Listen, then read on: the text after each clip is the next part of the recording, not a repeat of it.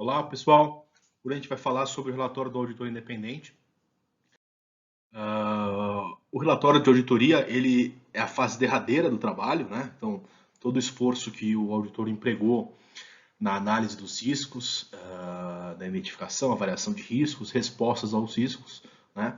Obtenção de evidências. Quando ele acumula essas evidências, ele pode formar a sua opinião, né? Então, o relatório ele é exatamente a conclusão do trabalho, ele é o produto final da auditoria, né? Então, o auditor ele vai manifestar a opinião dele com base nas avaliações que ele fez ao longo do processo e principalmente nas evidências que ele colheu, né, no sentido de permitir o conforto para ele emitir uma opinião da maneira apropriada. Né? Então, esse é o resultado final, o produto, por assim dizer, de um trabalho de asseguração razoável. Né? É uma área que tem relevância, né? Porque esse é o produto que vai ao público. Né? Então, mesmo que você não seja um auditor, por exemplo, você já deve ter tido acesso ao relatório de auditoria. Então, esse é um documento que vai, é o documento público, né? Do relatório do auditor. Né? E ele tem basicamente 4 normas que tratam sobre esses temas, que tratam sobre esses assuntos. Né? A primeira é a NBCTA 700, que trata próprio da formação do relatório, né? Como é que o auditor forma a opinião dele, né? Que é boa parte a discussão que a gente vai tratar hoje. Tem uma norma relativamente nova, né? Que é a NBCTA 701, que fala dos principais assuntos de auditoria. Né? Essa norma ela inclui uma nova seção de muita importância nos trabalhos, vou falar um pouco à frente.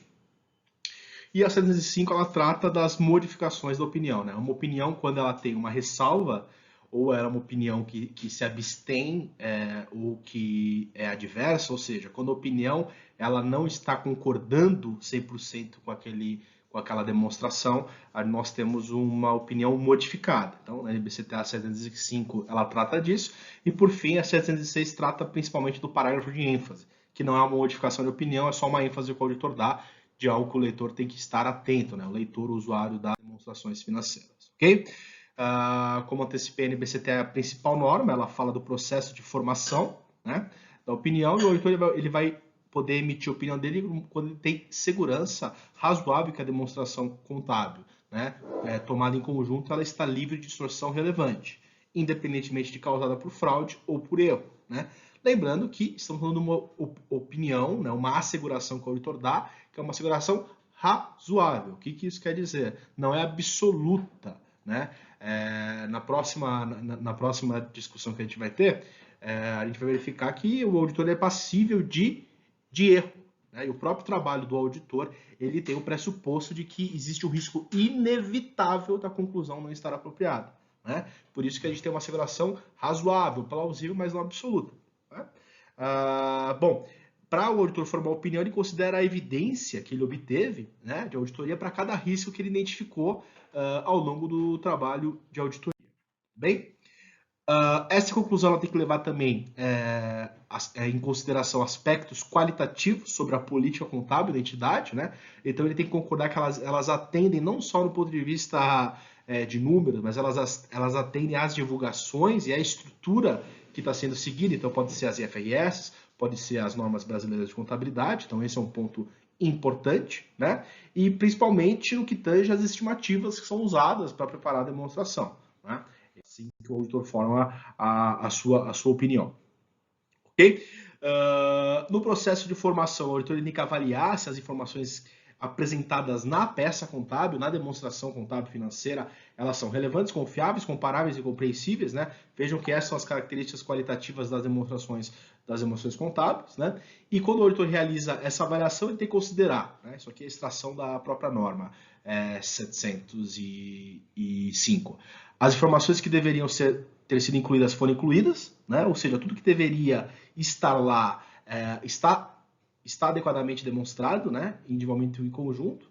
E também se a apresentação das demonstrações elas podem ser prejudicadas por alguma informação que é conflitante com o restante do teor contábil. Em outras palavras, seria, primeiro tu tem que verificar que se tudo que deveria estar lá está lá, e se não tem algo a mais, né? Ou algo tentando iludibriar o leitor, né? Por exemplo, o relatório da administração, que ele acompanha a peça contábil, não é uma demonstração contábil, porém o auditor ele é obrigado a avaliar se tem alguma informação nesse relatório que vai contra a realidade que está demonstrada, né, na demonstração contábil. Ok? Bom, o auditor tem duas opções básicas. Ou ele vai emitir opinião modificada ou não modificada. Então, a opinião não modificada é que o auditor ele concorda, né, com aquela demonstração em todos os aspectos relevantes. Né? Então, quando você tem um parecer, antigamente chamava parecer, um relatório do auditor que tem uma opinião não modificada, isso quer dizer que ele concorda, né, em todos os aspectos relevantes, incluindo a política contábil, que aquelas demonstrações estão corretas e representam, né, com fidedignidade a realidade econômica e a estrutura que ela está seguindo. Ok? Então, quando a gente tem que modificar, né, o auditor ele pode ter duas situações que ele vai precisar modificar a opinião dele. Né? Quando ele obtém uma evidência, né, e ele entende que tem uma distorção, ou seja, ele discorda, né, ele tem uma evidência que o leva a crer que determinada informação está inadequada e é uma informação relevante, né? Ou o auditor tem alguma situação que ele não consegue obter uma evidência apropriada e suficiente para ele concluir que aquilo está correto. Ele não pode falar nem que está correto nem que está incorreto. Né? Essas são os dois tipos de origem, né, para modificação da opinião. O auditor ele conclui que está incorreto, né, ou o auditor ele não consegue, concluir porque ele não tem evidência apropriada. Adiante a gente vai concluir sobre os tipos de modificação de opinião de auditoria. Antes disso é importante enfatizar que existe uma fase da auditoria, né, durante o processo de formação de opinião, que o auditor tem que considerar também sobre a coerência da utilização do pressuposto da continuidade operacional. Né? Continuidade operacional é um pressuposto das demonstrações contábeis, né, que permitem, entre outras coisas, você manter itens registrados ao custo e não ao valor justo. O que isso quer dizer? Alguns itens, a empresa ela vai ter um ganho econômico entre o valor que ela pagou, né, e o que ele vai gerar de receita em cima desse item. Né? Então, muitas vezes, esses itens eles são custos que você não vai vender ele diretamente, ele vai formar outros produtos, vai formar outros ativos. Então, a continuidade operacional, ela permite que eu tenha ativos registrados ao custo, né? E, além disso, que permite que a empresa ela estima o valor em uso desses ativos, e, além disso, né, permite que passivos sejam contabilizados, passivos financeiros, ao custo amortizado também. Né? Ou seja, se uma empresa, por exemplo, ela tem a continuidade dela ameaçada fortemente, não faz sentido a empresa preparar a demonstração contábil com esses pressupostos. Né? Então você teria que utilizar um outro pressuposto que basicamente seria por valores de saída, valores de liquidação. Né? Então o auditor ele tem que avaliar, para formar a opinião dele, que a premissa da continuidade operacional, esse pressuposto, ele faz sentido. Né? E se o auditor ele conclui que não faz sentido a empresa utilizar esse pressuposto, ele tem que emitir uma opinião contrária a isso. Né? Então isso pode ocorrer. Então o auditor emite uma opinião adversa quando ele conclui que a empresa é pouco provável que ela vá continuar existindo operacionalmente de maneira razoável. Ok? Existe também uma situação que o auditor ele pode concluir que usar como base contábil a continuidade operacional é apropriado, mas tem uma incerteza significativa. Né? A gente está falando, por exemplo, de empresas que estão com dificuldades financeiras, né, mas estão com planos de recuperação judicial, estão fazendo ações para passarem por essa fase. Né? O auditor ele não pode garantir que ela vai continuar, mas também não existe uma evidência forte que a empresa de fato vai entrar em concordar, tá? A empresa vai deixar de continuar a operar. Né? Nesse cenário que o auditor conclui que, ok, faz sentido usar a base contábil de continuidade, né? Mas não existe, a empresa pode usar, mas tem uma incerteza significativa, o auditor tem que verificar se essa incerteza está divulgada de maneira apropriada na demonstração contábil. Né? Então, se o auditor entende que a divulgação está adequada, né, ele vai expressar uma opinião não modificada, né, e ele vai ter uma seção separada do relatório, que não chega a ser uma ressalva, né, que é uma seção, um parágrafo à parte, que ele vai dizer as incertezas significativas sobre a continuidade operacional. Né? O auditor vai fazer isso para chamar a atenção, né, para essa situação, né, para o leitor. Okay? Isso é muito similar a um parágrafo de ênfase, ele está logo na sequência disso, é um tipo de uma seção específica para isso, né? É muito similar a uma ênfase. Né? Se o auditor conclui que a divulgação não está adequada, o auditor ele pode decidir ressalvar, né? Aí nesse caso ele teria que complementar com informações que permitam o leitor ter acesso, ou se ele identificar que mesmo sem ressalva precisa de mais divulgações qualitativas e não tá de acordo, né? Então a ressalva por si só não basta, o auditor emite uma opinião adversa, né? Uma seção, como eu comentei anteriormente, que foi incluída recentemente, né? Foi incluída depois dos anos de 2018, 2019, se eu não estou enganado no tempo, é uma sessão que trata dos principais assuntos de auditoria. É uma sessão que não é uma divulgação, né? Não é considerada uma divulgação da empresa, não é considerado uma opinião em separado, nada mais é que são os temas que chamaram mais atenção para o auditor, que temas que ele debruçou mais e como ele concluiu sobre isso. Né?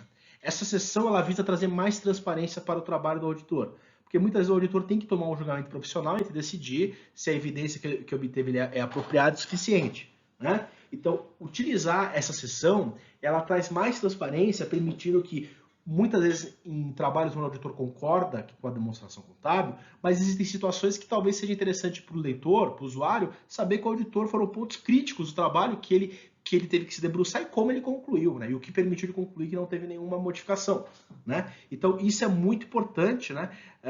Isso foi adicionado depois dos anos de 2010, né? Corrigindo a data.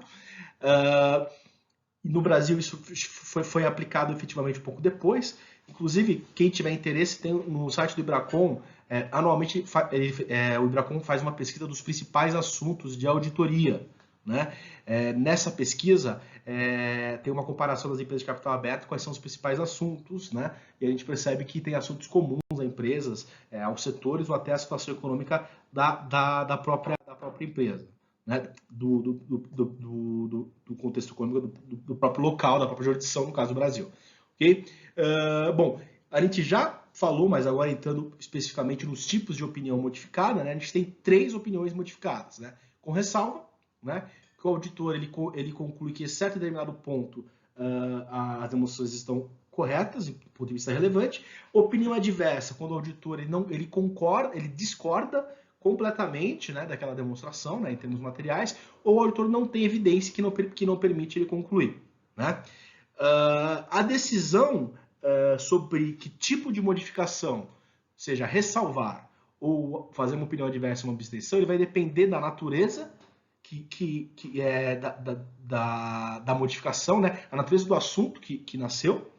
Por exemplo, se é um assunto que é um ponto que o auditor ele requer modificação e essa modificação refere-se ou ele obteve evidência que tem determinado item incorreto, ou ele não pôde obter evidência, essa diferenciação vai determinar o tipo de modificação que ele vai fazer. Se o auditor ele obtém evidência, ele pode concluir. Então ele vai fazer uma opinião ou adversa ou ressalvada. Se ele não tem evidência, ou se não pode falar nem que está correto nem que está incorreto, ele vai se abster ou vai ressalvar. Né? Então, percebe-se que a decisão vai estar entre fazer uma ressalva ou partir para uma opinião adversa ou uma abstenção de opinião. Esse quadro comparativo ajuda a gente a enxergar essas diferenciações. Tá? De maneira mais objetiva, o que nós temos que considerar para a definição do tipo de modificação? É simples. Se o assunto que trouxe a modificação, ele é um assunto que ele afeta de forma generalizada a demonstração contábil, né? Por exemplo, ele afeta diversos itens da demonstração contábil, ou ele afeta um determinado item que ele é substancial. Por exemplo, você tem um ativo que representa metade do total de ativos da empresa, eu não posso falar que metade está certo, a outra metade está errada. Então, quando essa distorção que o auditor identifica, ela é generalizada, né? Ou ela afeta muitos itens, ou ela afeta um item muito substancial, a gente aplica uma opinião adversa, se o auditor tem a conclusão, se ele tem evidência que de fato está errado, ou se ele não tem evidência, ele não pode falar que está certo, mas nem que está errado, ele se abstém. Se esses assuntos eles forem relevantes, mas não generalizados, aí uma ressalva é adequada, ok? E isso, obviamente, é julgamento profissional. Então tem que verificar o tipo, a natureza do assunto, né? Se é um assunto que o auditor não tem evidência, vai ser abstenção ou ressalva. Se é um auditor que ele tem evidência, vai ser ressalva ou adversa. Definir entre ressalva ou outra modificação vai depender da materialidade, né? Se está disseminado ou se é substancial e afetado. Ok? Bom, já antecipei essa situação aqui, já acabei antecipando. E por fim, a gente tem uma seção que é o parágrafo de ênfase, né? Que não é uma modificação de opinião, né? Ou seja, o auditor ele não está falando que ele discorda daquela demonstração, mas é um item que no julgamento do auditor é tão importante que ele pede que o usuário fique atento, né? Geralmente está envolvido a incertezas, né? Ou seja, algumas estimativas que têm um grande grau de incerteza, o próprio caso da continuidade operacional que eu falei anteriormente, né? Que o auditor concluiu que faz sentido utilizar, mas ainda existe incerteza, né? Então o auditor chama atenção para essa categoria, né? E os outros assuntos, né? Eles existem para atender determinadas situações que a própria norma traz, né? Outro assunto, por exemplo, aquela seção da continuidade acaba tendo uma seção específica para isso, né? Para concluir, eu vou fazer a apresentação aqui de alguns exemplos, né? Para verificar como definir a opinião do auditor. O primeiro deles, imagine que uma empresa, né, o auditor verificou que tem um ativo mobilizado, um grupo de ativos que tem indicadores de perda no valor recuperável, tem indicadores do impairment, né?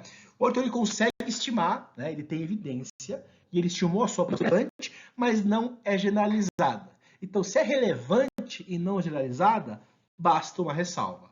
Agora, se a gente imaginasse que esse ativo é um ativo muito substancial, aí entra naquela situação que eu comentei, que não basta falar, ó, 50% dos ativos estão corretos, a outra metade está incorreta. Aí seria aplicável uma opinião adversa, ok? Que é o exemplo que a gente está aqui tratando, né? Então, se aquele ativo representasse 80%, aí a gente teria que fazer uma opinião adversa porque é muito substancial. Ressalva apenas não é adequado, né? Tem outra situação, imagine que o auditor, numa outra empresa, ele não teve acesso a uma coligada da empresa, uma controlada. Então tem um investimento, que é uma coligada no exterior, que a empresa não permitiu acesso ou não conseguiu ter acesso, né?